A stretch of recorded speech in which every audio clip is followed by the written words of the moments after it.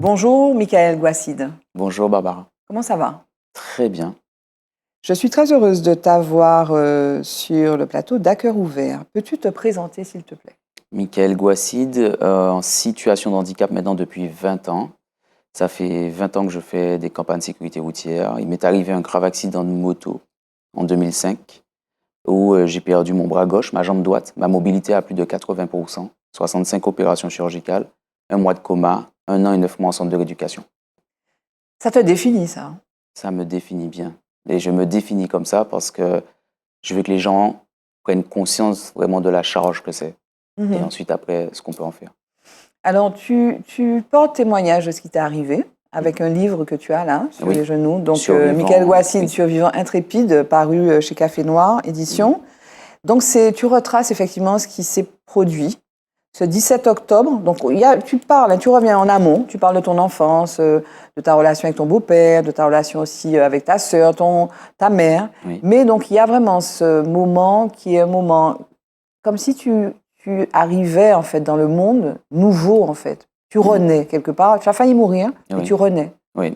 J'arrive avec un regard nouveau. Le 17 octobre 2005. Voilà, j'arrive avec un regard nouveau après mon accident. Je découvre l'handicap, je découvre le monde de l'handicap, je découvre le monde de la santé, le monde de la rééducation. Mais je découvre un autre mode de pensée aussi. Parce que je vois que j'ai plus la mobilité de mes bras, la mobilité de mes jambes également, et la moitié de mon corps qui bouge pas, mais j'ai d'autres choses qui se révèlent à moi. Et je commence à explorer tout ça sans pour cela l'imposer aux autres, mais l'explorer. Et c'était quelque chose de totalement nouveau pour moi. J'ai jamais essayé de rattraper vraiment ce qui s'était passé avant, bien que mes amis venaient me voir et me parler de ça, mais je rattrapais pas ce qui s'était passé avant. Pour moi, c'était important de découvrir ce qu'il y avait de nouveau maintenant. Parce que ce qui s'est passé avant, c'était que tu étais un jeune homme, donc tu avais 23 ans quand cet accident s'est produit, c'est ça? Oui. Tu étais un jeune homme qui se cherchait, tu étais un jeune homme extrêmement insatisfait, tu étais un jeune homme qui vivait à fond, mais qui vivait à fond d'ailleurs en roulant très vite sur cette grosse moto sur laquelle tu as eu l'accident, mais qui se cherchait, qui n'était pas satisfait de sa vie. Je cherchais, pas que j'étais pas satisfait, parce que j'avais quand même une vie très heureuse. Oui. Je pouvais pas dire mais je me cherchais à savoir mais jusqu'où on peut aller et puis pourquoi tout ça en fait et puis quand on a des galères, comment on peut s'en sortir, comment on fait. Comme j'avais pas ces repères-là, donc je me laissais toujours guider et je prenais jamais réellement la responsabilité de certaines choses. Donc je laissais les choses rouler. Et jusqu'au moment où cet accident m'a révélé vraiment comment je peux combattre, comment je peux réfléchir sur certaines situations. Moi, je dis souvent en rigolant à mes amis, la vie m'a mis assis, mais m'a mis assis pour pouvoir réfléchir à chaque action, à chaque situation. Et c'est beau parce que à chaque fois qu'on a envie de réfléchir à un problème ou quoi que ce soit, ce que les gens disent souvent, attends, assieds-toi, j'ai quelque chose à t'annoncer. Une mauvaise nouvelle. Ouais, une mauvaise nouvelle, j'ai quelque chose à te dire, assieds-toi. Comme ça, tu vois, tu es mieux assis pour réfléchir et quand tu es assis, tu encaisses mieux les chocs. Et la vie m'impose ça, mais quelque part, quand j'observe autour de moi, j'ai une certaine sagesse et une certaine révélation plus évidente qui s'offre à moi et j'arrive à observer les choses avec un regard beaucoup plus sage. Ce jour-là, en fait, donc le 17 octobre 2005, oui. tu as fait une expérience de NDE, ce qu'on appelle une expérience de NDE, Near Death Experience. Tu as vu cette lumière blanche dont certaines personnes parlent, et tu dis, tu es revenu d'entre les morts, tu es revenu du royaume des cieux. Exact. Tu le dis, ça. Exact, très clairement parce que ce retour m'a permis de voir qu'il y avait quelque chose après. Souvent, on se pose la question, est-ce qu'il y a une vie après la mort? Oui, il y en a une. Il y en a une et on ne se pose jamais cette question. On pense que tout s'éteint et qu'on meurt et que c'est fini comme ça. Non. Et souvent, quand les gens disent « Ouais, mais on n'a qu'une vie, on va vivre ici maintenant », je dis « Ok, mais il y en a une après. » Et la vraie question, c'est quel choix que tu vas faire de l'autre côté et quel choix que tu fais maintenant? Précisément, est-ce que si tu avais été persuadé ou convaincu, alors tu aurais pu l'être parce que ta mère était très croyante et ta mère allait à l'église toutes les semaines, etc. Mais bon, c'était pas ton choix à ce moment-là. Précisément, si tu avais su qu'il y avait cette vie-là, que tu as entreaperçue ou que tu dis avoir entreaperçue, est-ce que tu aurais vécu de la même façon avant ce 17 octobre 2005? Il y a ceux qui croient et ceux qui ont besoin de voir pourquoi. Moi, je pense que je fais partie de ceux que Dieu savais que là, il fallait toucher. Il fallait toucher parce que je défiais trop les choses. J'allais trop dans des choses trop limites, trop à pousser. Et avec moi, il fallait le faire comme ça, je pense. Et c'était bien parce que c'est ce qu'il fallait faire. Et en fait, tu dis, voilà, j'ai failli mourir, mais c'était bien, j'ai failli mourir. Et d'ailleurs, tu le dis dans ce livre, Intrépide survivant intrépide, pardon. Les gens venaient te voir sur ton lit d'hôpital. Tu es resté un mois dans le coma. Un mois de coma. Un mois de coma. Et toi, effectivement, ils te voient diminuer. Ils se disent que tu es diminué. Tu as plus d'une jambe, tu as été amputé, tu as aussi été amputé d'un bras. Ils sont tristes, ils savent pas comment te parler. Parfois, ils renoncent même à venir. Oui, ce qui est normal. Et toi, tu es heureux. Oui, ce qui est normal parce qu'en fait, eux, ils voient avec ce qu'ils ont comme repère et tout ce qu'ils savent de ce que c'est le handicap. Moi, je le vois avec autre chose. Je suis dedans, à l'intérieur, avec ce que j'ai vécu dans mon coma, avec l'histoire que j'ai pu comprendre de l'autre côté. Et je reviens et je regarde tout le monde en disant, mais les gars, il y a autre chose. Oui. Et cette joie m'anime, en fait, parce que là, je suis content de ce dont je suis témoin. Oui. Et est-ce que tu vis? Oui, est-ce que je vis? Cette transformation. Et puis, je sens les choses différemment. Oui. Je sens mon bras, bien qu'il ne soit pas là, je sens ma main. On le voit qui bouge, d'ailleurs. Donc voilà, je sens ma main. Donc du coup, je me dis, mais waouh, il y a un truc. Et là, je me mets à exercer. Alors, pas tout de suite, parce qu'à l'hôpital, quand même, ça a duré 2 ans, de centre de rééducation. Donc, j'ai pas pu exercer vraiment, à part quand j'avais ma prothèse myoélectrique que j'ai essayé la première fois. J'ai vu que les choses fonctionnaient comme ça. Et la science commençait à confirmer certaines efficacités du cerveau sur les objets et les interactions comme ça qu'on pouvait avoir. Et c'était beau, à Bordeaux, quand je suis parti, j'ai vu ça dans le centre de rééducation. Il y avait 300 patients et on voyait des gens tester des choses. Et là, moi, je me suis dit, waouh, je vais pousser. Je suis entré vraiment dans ce monde-là. Et tu es parti en France précisément, tu le dis dans l'ouvrage, parce qu'ici, les gens ne croyaient pas, en fait. Il y avait une forme de résistance, peut-être que je l'exprime mal, mais comme une forme de résistance. Et puis peut-être aussi un attachement au paraître. Oui, et puis il y a ce mouvement de materner aux Antilles. D'accord. On va vous materner. Quand vous êtes dans les centres de rééducation, on va vous materner, on va être là avec vous, tout. Il n'y a pas le sens de la responsabilité. C'est là-bas à Bordeaux, j'ai vu des gens. Moi, quand je suis arrivé à Bordeaux, on m'a appris, il y a une équipe qui m'a mis au sol directement, juste pour tester, pour voir comment je vais remonter sur mon lit d'hôpital. Et c'était le bisoutage, entre guillemets, pour pouvoir accueillir les nouveaux et leur montrer qu'ici, on doit être soldat, on doit être dur. Et c'est ça, en fait. Et quand j'étais là-bas, j'ai expérimenté des choses où on me laissait sortir seul avec mon fauteuil roulant. J'allais sur les quais de Bordeaux, je prenais mon taxi seul, je devais appeler mon ambulance seul, je devais faire des choses tout seul. On vous donne la possibilité de sortir du centre de rééducation et vous confronter aux gens. Mais revenons sur cette notion, en fait, cette distance, en fait, pas cette contradiction, mais cette relation qu'il y a entre le paraître et l'être. D'ailleurs, il y a un chapitre qui s'appelle Paraître et être. Dans le regard des autres, c'était ça aussi. C'est-à-dire que ce que tu renvoies, c'est un homme diminué pour les gens, d'après les repères. Exact. Mais toi, tu ne le vis pas, le vis pas comme ça. Et d'ailleurs, tu dis aujourd'hui, je suis en situation de handicap. Voilà. Tu n'es pas handicapé. Je ne suis pas handicapé, je suis en situation de handicap. Oui. Au même titre qu'une femme enceinte, en face des escaliers, elle doit monter les escaliers, donc elle est en situation de handicap. Donc, je prends toujours cet exemple-là, mais je veux bien préciser le paraître et l'être. Tout ce que je faisais avant, je faisais pour les autres. Je ne le faisais jamais pour moi. Je ne comprenais pas l'intérêt que ça avait de le faire. Il fallait toujours paraître aux yeux des gens heureux, bien, magnifique, bien habillé, tout et tout.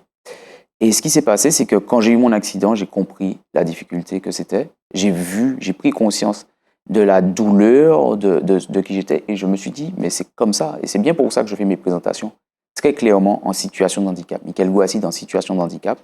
Et je raconte l'histoire. Parce que je m'identifie foncièrement à la situation pour que les gens comprennent l'être.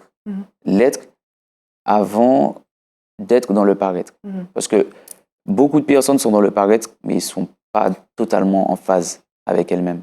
Et toi, alors, tu as eu cet accident, mais qui t'a finalement révélé, mais tu aurais pu aussi mal tourner dans une autre direction quand tu étais jeune. À 16 ans, tu n'aimais pas l'école, tu n'étais pas très intéressé, tu tenais un peu les murs avec certains, tu aurais pu glisser sur une pente. Il y avait les filles, il y avait les copains, il y avait les motards. Les motards dans ce monde-là, c'est pas souvent sain.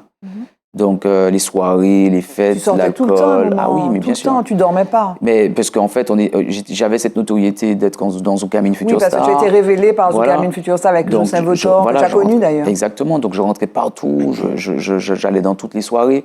Donc, tu es toujours exposé aux vices, aux situations, à la drogue, à l'alcool, à l'herbe. Tu es tout le temps exposé. Et, et dans cette exposition-là, tu suis les autres parce que tu ne te connais pas toi-même. Donc, tu suis, tu essayes. J'ai essayé plein de choses. J'ai essayé plein de choses. Et il y a un moment où tu cherches toujours à te dire, ouais, mais j'ai essayé, mais ça ne me rend pas heureux. Donc, à un moment, tu essayes, mais ça ne te rend pas heureux. Donc, tu fais les filles, tu essayes plein de choses, mais ça ne te rend pas heureux. Et au bout d'un moment, je crois que cet accident-là, c'était le frein qu'il fallait. C'était le frein pour passer à autre chose. Sinon, tu serais mort. Je pense que... Alors, il y a deux morts. Il y a la forme physique et puis il y a la forme spirituelle. Oui. Je pense que quand on meurt cérébralement, on n'a plus de rêve, on n'a plus envie. Ça se voit, ça se résolve par le fait de rester près d'une rue, fumer, et puis de ne plus croire en rien du tout, s'alcooliser, et rester là avec les copains en train de parler, et puis ne plus avoir de rêve. Et ça, c'est triste, parce qu'il y a cette mort-là, et puis il y a la mort physique. Moi, je pense que quand je vois certains de mes copains qui n'ont pas fait le quart de ce que j'ai pu faire, alors d'une façon ou d'une autre, moi, ça m'attriste, parce que je me dis, il y a des choses que j'ai eu beaucoup de chance. Voilà, je me dis, j'ai eu beaucoup de chance d'être passé par ces situations-là. Bien qu'elles soient terribles aux yeux des autres, mais c'est une énorme chance pour moi d'être passé par là pour pouvoir avancer. Et tu as aussi eu des gens sur ta route. On a parlé de Jocelyn Votor, donc Zoukhamine Future Star, qui était un mentor parce que tu avais fait une formation aussi dans l'audiovisuel, donc qui t'a pris sous son aile. Et puis tu as eu Monsieur Zonzon, qui était un professeur. Tu as eu des repères forts, non? J'ai eu mon beau-père déjà, mon beau-père qui était un ancien militaire de l'armée de l'air. Donc quand il a connu ma mère, il était très strict, très dur, mais c'était une rigueur qu'il me fallait. Et bien que j'étais très rebelle à ça, quand j'essayais de sortir un peu dans les chantiers, j'ai eu mon prof d'école, Jean-Claude Zonzon, qui était aussi strict, mais qui croyait en moi. Donc là, il me donnait quand même... Il avait ce détachement, comme il n'était pas mon beau-père, il avait ce détachement d'être mon professeur et de me dire, je crois en toi, tu excelles dans ça, vas-y, fais ça. Et il m'encourageait. Et j'ai eu la chance aussi d'avoir Jocelyn Votor, quand je suis sorti du lycée, d'être tombé sur Jocelyn Votor, qui lui était un producteur très, très controversé, mais on l'aime pas, mais il était en train de faire ses trucs, qui faisait des choses. Et lui, il poussait, et j'aimais cette partie, écoute, c'est le Black Cartel, et dans le Black Cartel, on y va, on fonce, on fait des trucs, et j'aimais cette émission qu'il avait créée, Backstage. Et à l'époque, c'était rentrer et défier. Et cet homme-là, une fois, m'a vu avec une cigarette, et j'étais étonné de sa réaction. Ce qu'il m'a regardé, il m'a dit, tu essaies de faire comme un grand, et t'es un grand, tu te crois grand? Tiens, allez, 20. Il m'a donné un paquet, et j'étais outré de le voir, un adulte me donner un paquet comme ça, me montrer un paquet. Et là, je lui dis, je veux pas ça. Il me dit, ah ouais, et tu crois que ça me fait plaisir de te voir fumer comme ça? Et j'ai fait, ok. Et ça m'a touché. De voir un adulte comme ça, qui n'avait pas d'attache, je vais dire, sanguin, avoir quand même une attente par rapport à moi, et un respect par rapport à moi, et me parler comme ça. Je me suis dit, waouh, j'ai eu des pères, et je les remercie jusqu'à maintenant. Je suis très reconnaissant. Et tu es père toi-même? Je suis papa maintenant de 3 enfants. Samuel qui a 19 ans, Manon et Chloé, 12 et 13 ans, et de magnifiques petites filles, un garçon formidable, mais qui fait les mêmes choses que moi, et qui défie la vie, qui machin. Et moi, là, je suis en train d'incarner tous ces pères-là pour lui. J'essaye d'être celui qui est strict, mais en même temps qui lui parle comme un ami, qui essaie d'être là pour l'accompagner. C'est compliqué. Parce que des fois, même avec toute l'histoire que j'ai, je le vois faire des trucs et j'essaie de lui dire, je sais qu'il va arriver. Parce que je suis dans sa tête aussi. Donc je me dis, les chiens ne font pas les chats, et j'observe. Il y a un prologue de Patrice Louis. Tu peux nous dire pourquoi? Parce qu'il n'est plus de ce monde. Patrice Louis est venu sur mon lit d'hôpital parce qu'on travaillait ensemble à la TV. Et c'est le premier, je vais dire, collègue. Quand il est venu à l'hôpital, il m'a écouté et il m'a dit il faut que tu écrives ça, il faut que tu laisses une trace. Tu peux pas me dire et entendre. Pour lui, tout ce que c'est l'homme aussi quand il a pris mes parents, c'est ce collègue qui m'a vu, parmi les premiers collègues, et quand il m'a vu, il écoutait avec attention ce que je lui disais par rapport au coma. Et lui, il était très attentif à ça, très sensible à ça. Et il écoutait, il écoutait. Il m'a dit, Michael, il faut que tu écrives ça, il faut que tu écrives. Et là, il commençait à prendre un papier, il écrivait. Et il venait me voir tous les mercredis. Et il passait des heures avec moi, des heures sur mon lit d'hôpital, des heures comme ça. Et il n'avait pas un regard sur la situation, il avait des larmes. Et ces larmes me parlaient parce que ça l'inspirait. Il disait, j'aime celui que tu es maintenant. Parce qu'il avait vu avant et il voyait ce que j'étais maintenant. Patrice, lui, aussi a cru en moi énormément. Et c'est grâce à lui aussi que ce livre aussi a pris un sens. Parce qu'il m'a poussé à l'écrire et c'est lui qui a pris les premiers recueils sur le lit d'hôpital. C'est lui qui avait noté les premiers recueils. Le mot de la fin, ce serait quoi, Michael? Ce serait, en une fraction de seconde, tout peut changer, ta vie peut basculer. Tu peux croire que les choses sont compliquées aujourd'hui, mais en une fraction de seconde, elles peuvent changer littéralement en bien ou en mal. Elles peuvent s'empirer comme elles peuvent s'améliorer. Il faut juste rester attentif que cette seconde-là, la seconde d'après, tu ne la maîtrises pas et tu dois faire en sorte qu'elle se passe de mieux en mieux. En tout cas, ce que tu peux faire pour toi, mais la vie décide, et quand elle décide, elle est inspirante. Et c'est ce qui se passe dans ma vie à chaque fois. Comme je la laisse décider, je ne peux que influencer certaines choses, mais au final, elle gagne. Et comme c'est ça qui est passionnant pour moi. Aujourd'hui, pour moi, ce qui est passionnant, c'est de découvrir ce qu'il y a après, la suite. Merci, Michael Ouassine. Merci à toi. Merci à toi. Et encore une fois, merci pour ton professionnalisme. Merci, Michael.